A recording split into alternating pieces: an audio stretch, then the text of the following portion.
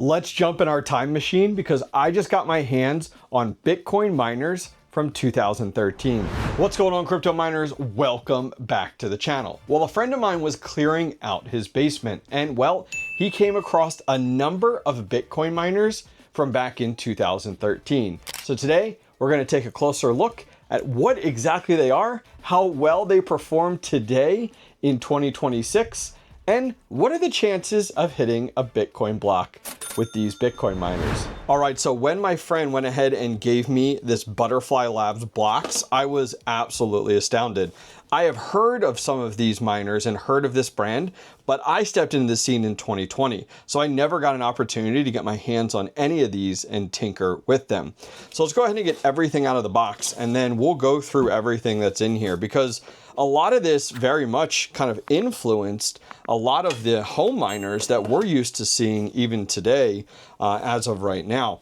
And the difference a lot back then, of course, was performance and hash rate, but at the same time, equipment and technology. You know, things have really changed quite a bit over the years, 13 years as of now, since a lot of these actually came out.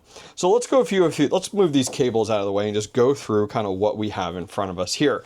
So this guy here, these are actually called Block Erupters, all of these individually. And we're used to seeing, you know, some of these small USB miners, you know, just newer ones nowadays that we've seen. And these guys here, you know, while they are kind of seem to be a dime a dozen, we've seen a lot of these out there on the internet themselves.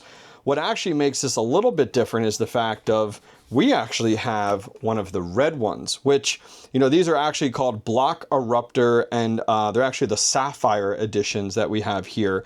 And the red one is one that actually is a little bit harder to come by. And I learned a ton about this equipment. I reached out to the guys over at Tobias over at the Bitcoin Mining Museum, and he educated me a lot on these units because I had no clue where to start with these.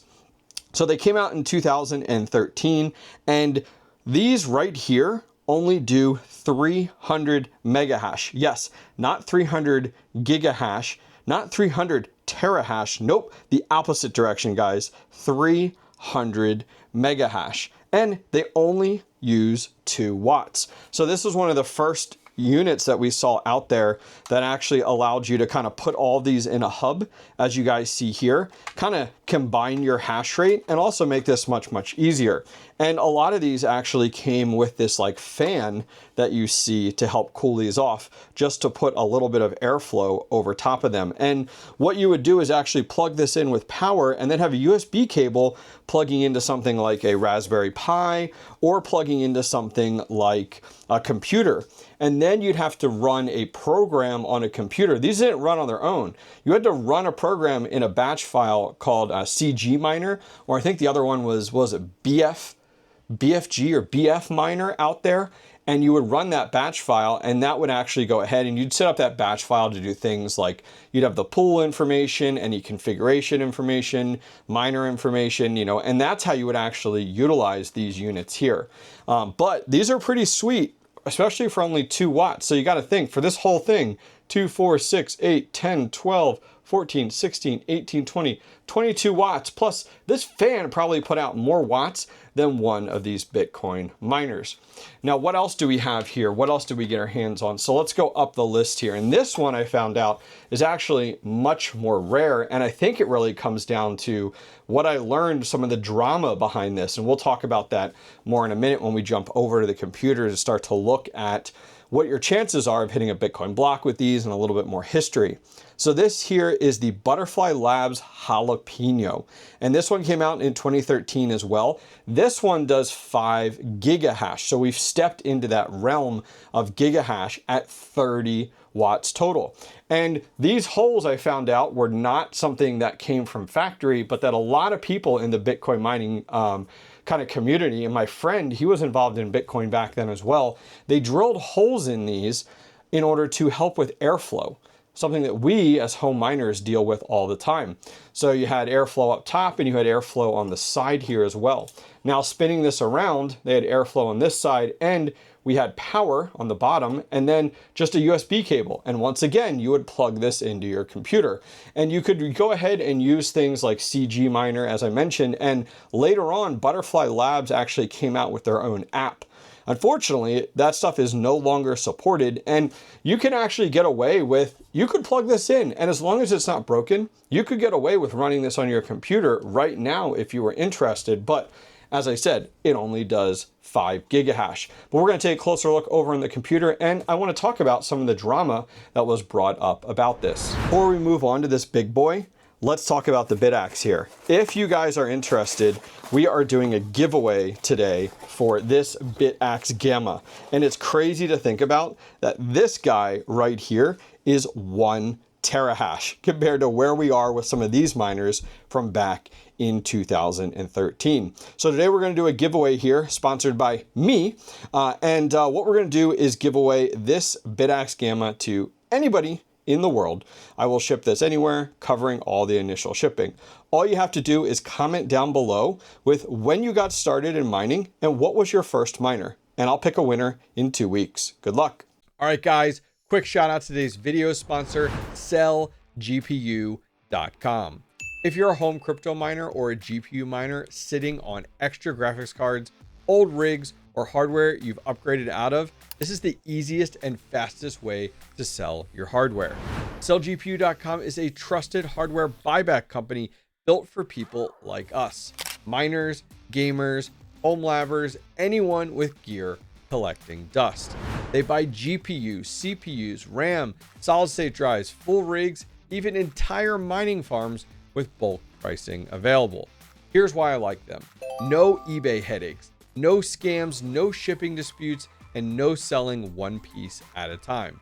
You just go to sellgpu.com, select what you're selling, get an instant quote, ship it out with their prepaid label, and get paid fast. It's seriously that simple. So if you're consolidating, upgrading, or just want to turn old hardware into cash without the marketplace drama, check out sellgpu.com. The easiest way for miners to liquidate hardware safely and quickly. All right, but last but not least is this big boy, and the name is actually really funny. So this is the ButterflyLabs, but this is actually called the ButterflyLabs Little. Yes, they call it Little, not the jalapeno called Little. This is called the ButterflyLabs Little. And something unique about this, it almost, look at this. It's almost like a canister style here. We have fans and everything up top here, but take a look. Something a little bit more familiar to us is 2 6 pins.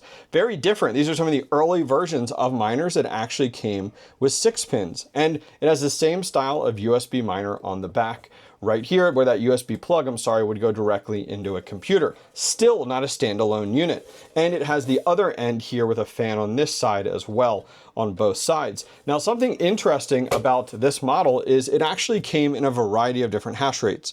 You had 25 gigahash. So this guy, the jalapeno, was 5.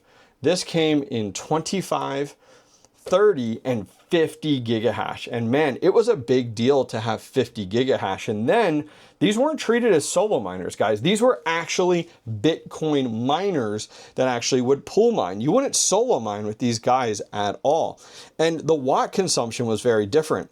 Started out at, 150 and went all the way up to 250 based off of if you got the 25 gigahash or you ended up with the big boy at the 50 gigahash. But very, very different in that regard. So I'm very curious. I want to open this up and open up the jalapeno and see how these guys were designed back in 2013. All right, let's get the jalapeno opened up here. All right. Oh, this slides off. Oh man, maybe I should have flipped it the other way around.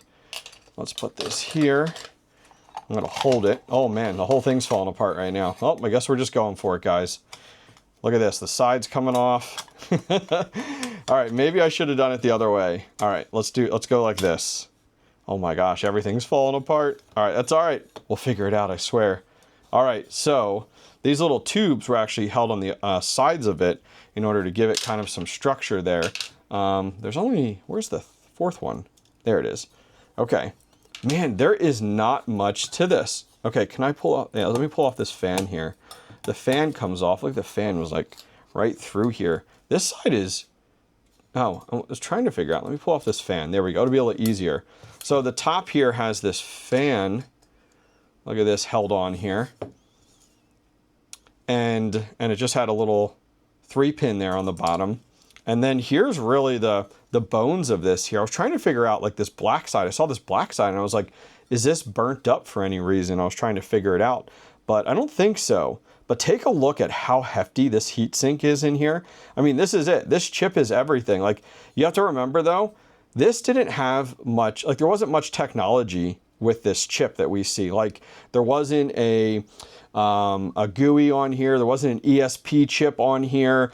You know, it didn't have wireless or wired connection to this. Like this was it. It was just this ASIC board.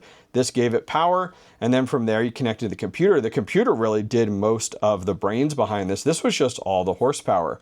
And I don't think, this looks like it was intentionally black. I was trying to figure out if this was like burnt or something, but it looks like it was intentionally painted black. I don't know if this was my buddy that had done this or if this was done actually from factory. Somebody that knows, please comment directly down below. Some pretty hefty capacitors on here too. All right, let's get the lid opened up here. Oh man, this thing, these things, the jalapeno was a mess to put back together. I'm not gonna lie to you guys. And this, I could already tell this is gonna be very interesting because there's not much to these things. Oh, there we go. Okay, let's see. I undid the other side. Yep, here we go. Oh man. Oh my goodness. Oh, there's a fan. This is a mess. All right, I gotta disconnect a fan. There we go. I'm gonna disconnect that fan. There we go. Ah, there we go. Wow, look at this. This is crazy the way these, look at this. Like random like rod in here, the way this is put together. All right, can this come off? Yes. You guys remember how to put this back together? You guys got it? All right, let me take these off so I can actually like, all right, holy moly. That fan was on this side. And then you got your fans on top. This is another fan. Can I disconnect this one? Yeah, just be a little easier to mess with. What'd you do tonight? I took apart a Bitcoin miner from 2013. Heck yeah. All right, so let's take a look. This will be a lot easier to kind of look at. So fans up on the top here, which this is interesting because the reason I say that is because look, there were no holes in the top of this. Look, here, let me back this up a little bit. There's no holes up here. So you have fans up here. Like this seems like a really bad design. Maybe I'm wrong, but you have fans here. So a massive heat sinks in here. Look, you can see the copper pipes in here too. But like, why were there no holes in the top of this? Like I can see why my friend added them to the jalapeno here, right on top. But there should have been holes all through here to give this better cooling on top, especially when you had fans. I mean, I like these fans that they had on the sides here to put airflow directly through it, but it seems really silly that they had the way this designed is. Maybe I'm wrong. Maybe somebody watching the channel mined back in 2013 and can give me more insight. But like, why weren't there holes? It would have been perfect to put something like this. And I'm no designer or engineer, but why didn't they have something like this on the top, right? And then, you know, let the airflow through. I'm not really sure. But there's our 2 6-pins there. Look, it even says on the board there, ButterflyLabs Force SC Orion version D, June 2013. That is so cool. So freaking cool. But look at this. There's a lot more. Look at all these heat sinks. Guys, look at all these little heat sinks that are in here. I'm going to lower this down. All these black heat sinks on like everything you could. Here, here, here. All underneath, in here, in here. Like they're everywhere in here. Some decent sized capacitors on this side. This side must have been the side that really needed the most cooling, the way this is designed here, but this is pretty slick. All right, who's gonna put this back together for me? All right, so huge shout out to Tobias over at the Bitcoin Mining Museum. Huge shout out to him. He actually is the one who runs this site, as well as educated me on a lot of these different miners that I just really didn't know what they were to start with. So coming down here, let's take a look at the ASIC miners to start out. Here's what these actual USB ones fell under. So the black one is actually right here. Block Erupters, Sapphire USB Black, came out in May 2013, 300 mega hash, 2 watts, and comes up semi-rare. I like that, like, they do a rarity. That's pretty cool. It makes me feel like I'm collecting Pokemon cards here. Now, the red one comes up as semi-rare as well. You can see there, and there were actually some other gray ones and yellow ones that were actually out there. So taking a look at that list there, let's now go ahead and look for the ButterflyLabs ones, because on those units, you can see 25, 30, and 50 gigahash. Those are the models that we were discussing there that we went through, and those all come up as semi-rare. But when you look here, the Jalapeno actually comes up as rare, which I was very, very surprised about. April of 2013 on that unit. It looks like the little came out in 2014, a little bit later, which makes sense. We jumped from 5 gigahash up to 50 gigahash. But something else to keep in mind is, like, think about the S9. The S9 came out in what, 2016? And I mean, the hash rate was worlds higher, being up there over, what is that, over that 10 terahash. So the advancement of the hash rate definitely moved very, very quickly. Now, there was a lot of drama around ButterflyLabs, and Tobias had educated me a decent amount here. And I'll put this article down below. These guys pretty much went ahead and sold the ButterflyLabs units, but they held on to them for a really long time and never ended up sending them out to customers, benefiting from all of it, which was really the challenge. They were benefiting from early Bitcoin mining, just stacking that Bitcoin as much as possible. So all these people pre-ordered them. Sounds like what we heard in the Helium days. Sounds like what we see a lot with Bitmain, where they run these units for quite a bit of time before they actually end up shipping them. Not as questionable as much as what these guys are with ButterflyLabs, and the fact that not only were they holding on to these pre-ordered units and running them, but they were spending a ton of company funds on a lot of fund money per se. But here's a great article on it. I'll list it directly down below. Now, something fun I wanted to do was actually look at over on Solo Luck, how these would perform.